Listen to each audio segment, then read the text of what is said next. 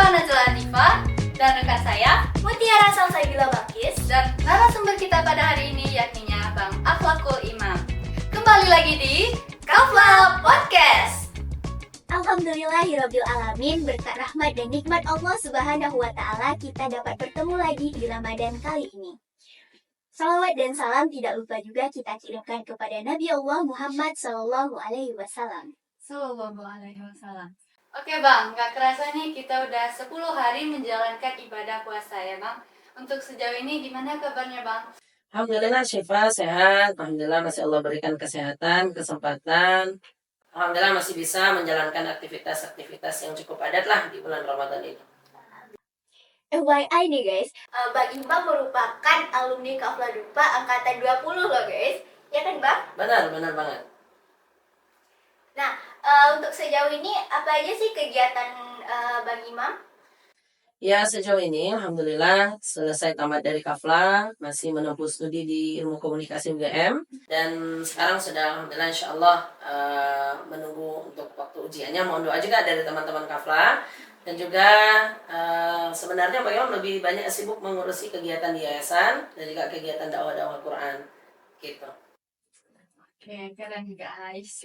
Oke, jadi gini Bang, kan Alhamdulillah kita masih diberi Allah kesempatan dan nikmatnya sehingga kita masih bertemu di Ramadan tahun 2025 ini.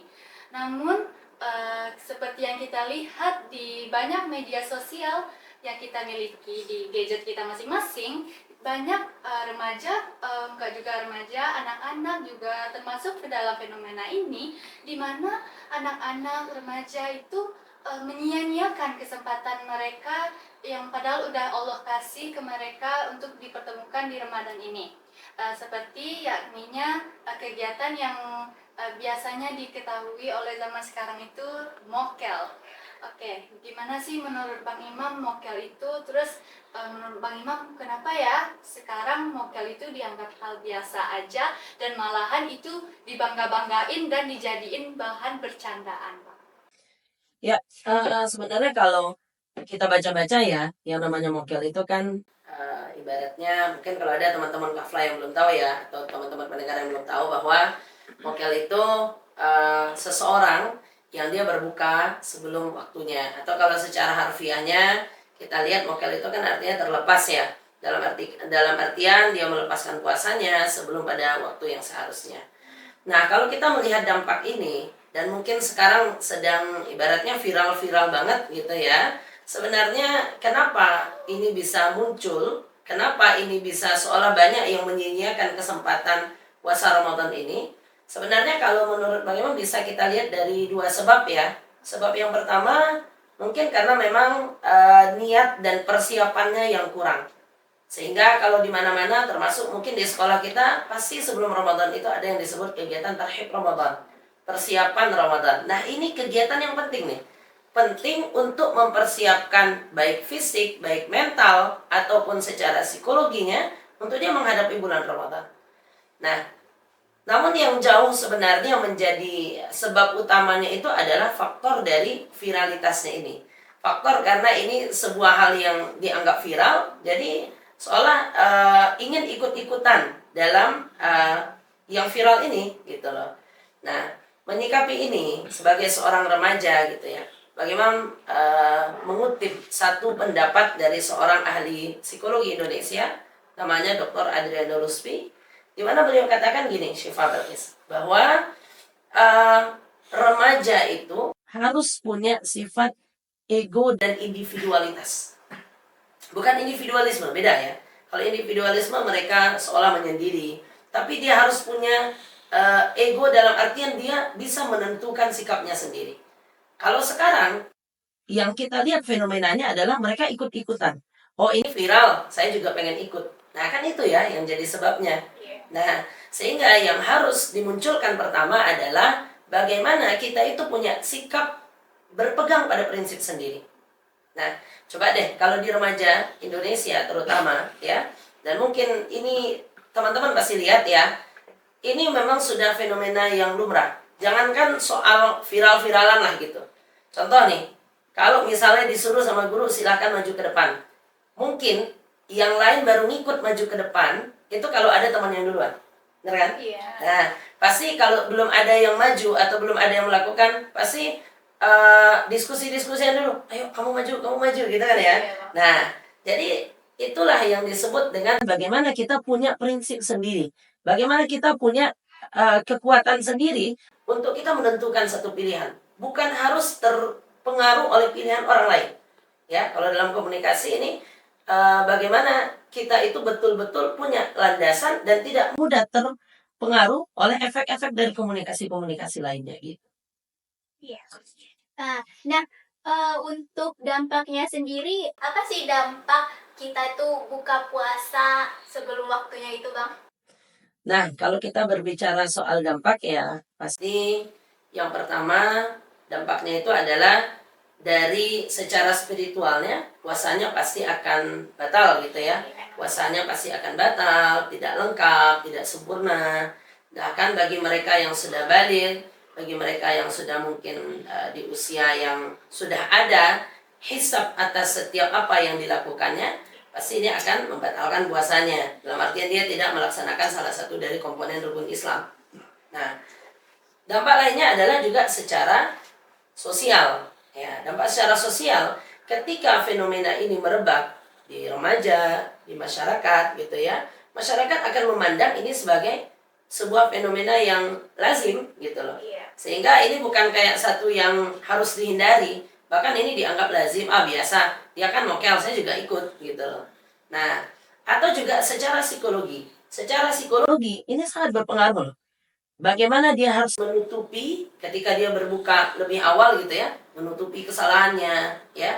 Kalau kata salah satu penceramah dai Indonesia, Agim ya, orang yang berbohong pasti dia akan melakukan kebohongan berikutnya untuk menutup kebohongan yang sekarang.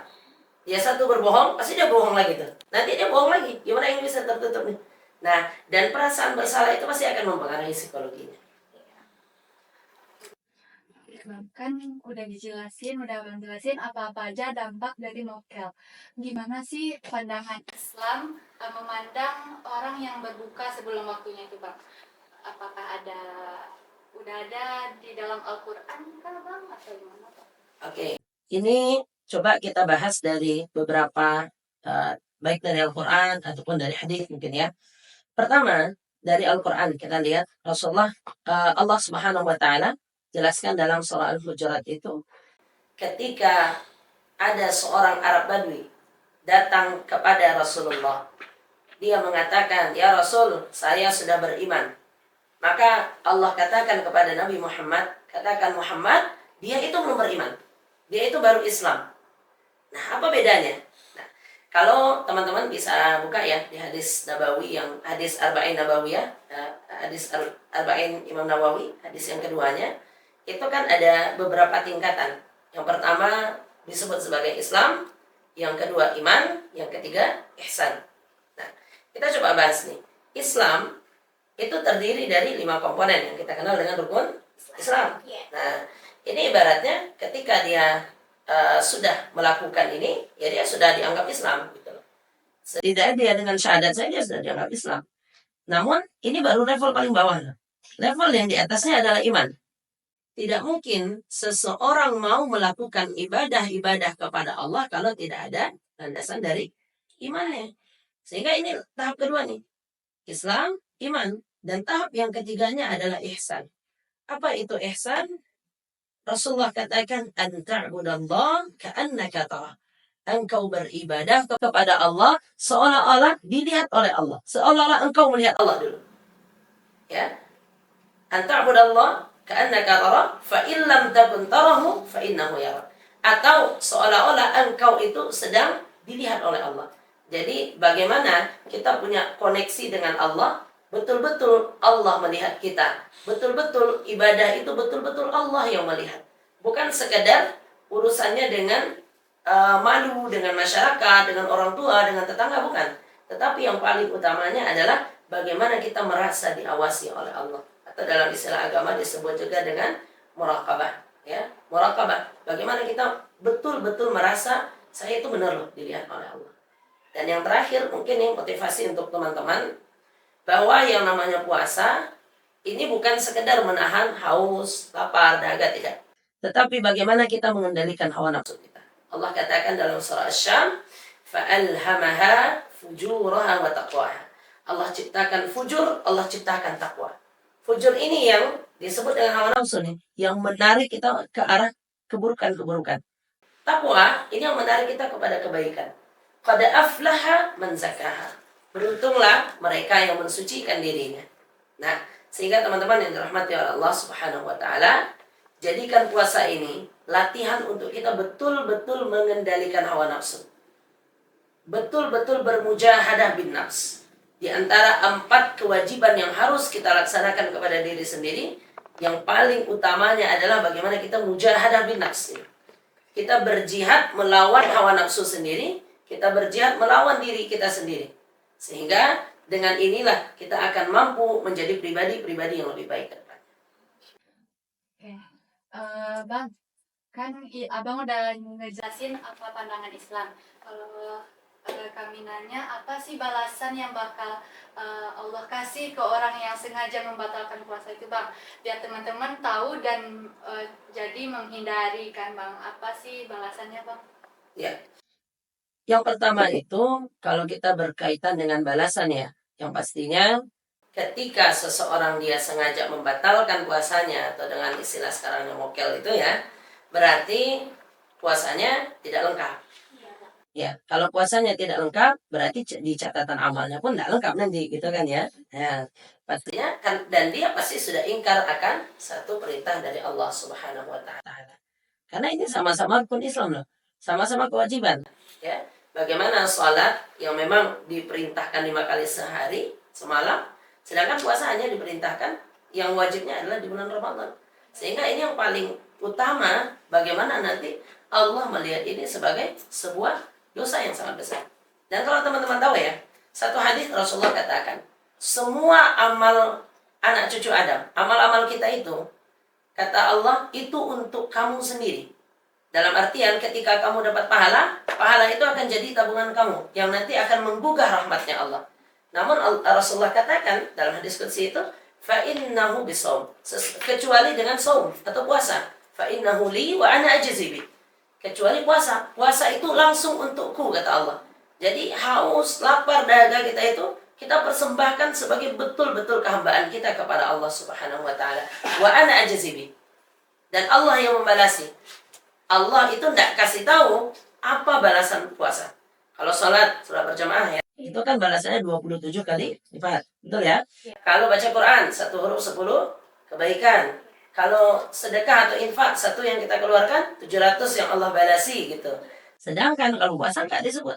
Allah yang menentukan nilainya. Sehingga ketika dia sengaja mokel, maka Allah juga yang akan menentukan seberapa dosa yang akan ia peroleh. Soalnya kami ada dengar, kalau kita searching di Google ya teman-teman, kalau kita bahas apa sih dampak atau balasan yang Allah kasih di akhirat gelap untuk orang yang mokel ini, nanti yang di atas itu Bang, dia bakal bilang ada orang yang pada akhirat itu nanti dia mulutnya mengeluarkan darah atau api, itu benar atau salah? Ya, kalau terkait itu Allah a'lam bishawab. Bagaimana tidak membaca lebih lanjut tentang itu gitu ya. Nah, tapi secara umum tadi seperti itu. Mungkin sekian kita mengulik tentang fenomena mokel ini, Kang Fazan. Nah, mungkin ada sedikit closing statement dari Bang Imam. Oke, ya baik teman-teman. Bahwa fenomena yang mungkin diistilahkan sekarang mokel ya, sebenarnya dari dulu mah sudah banyak. Cuma sekarang dengan ada istilah ini yang viral, sehingga banyak yang ingin jadi ini tuh bahan bercandaan, pengen coba-coba gitu ya. Jadi marilah kita betul-betul punya prinsip dalam beragama, keteguhan dalam beragama, dan ini akan menyulitkan untuk kita terpengaruh. Kita akan tidak mudah terpengaruh oleh hal-hal yang demikian gitu. Dan seperti yang tadi sudah Bang Imam sampaikan, ingat bahwa kita itu ketika hanya mengatakan Islam baru tingkatan pertama. Dan Islam itu baru bisa terrealisasi ketika adanya iman. Iman itu baru akan terasa nikmat ketika adanya ihsan. Apa itu ihsan tadi? bagaimana kita beribadah kepada Allah seolah kita betul melihat Allah, atau seolah Allah sedang melihat kita. Nah mungkin gitu bagi teman-teman, jangan sempatlah coba-coba untuk mokel dan lain istilah-istilah seperti itu ya, jangan langsung mudah terpapar ya, tetap konsisten, kuat dengan niatnya untuk melaksanakan ibadah puasa.